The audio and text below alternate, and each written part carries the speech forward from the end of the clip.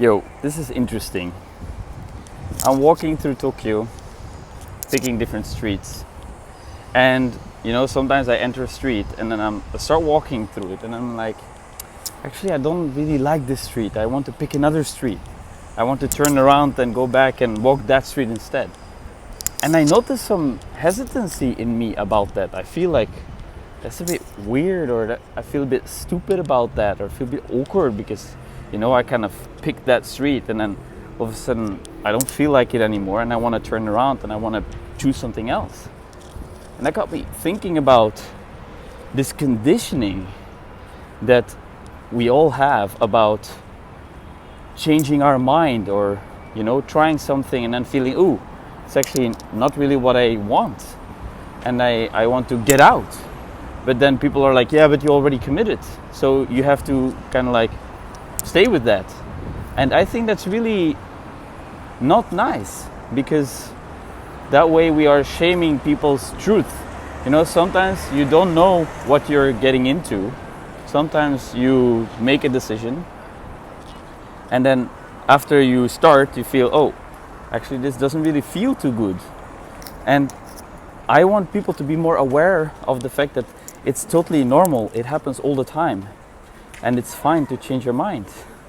Because let's assume you are in a situation with a lover and you start interacting in an intimate way, and then all of a sudden you feel like something's off and it doesn't feel right.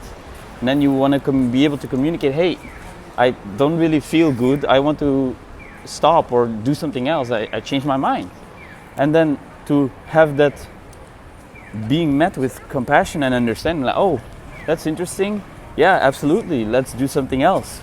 Instead of, what are you talking about? Or you already committed, so now we have to keep going, or something like that. I think that's really not appropriate in that situation, So I want to see a world where it's okay to change your mind. And in this little experience, I can see how deeply ingrained that is. And I like to train myself to change that, Then I feel a bit awkward changing the street. Okay, I notice the awkwardness and I say it's fine. I still will change the street because it makes me feel better. And then, slowly I can retrain myself by actually embodying this energy that changing my mind is fine. It's okay. I give myself permission to change my mind. And the more I give myself permission to change my mind, the less I will be sensitive to other people's resistance to that. Even though it's not easy, I'm not saying it's easy. I am saying that I believe that it's possible to at least have some influence on my own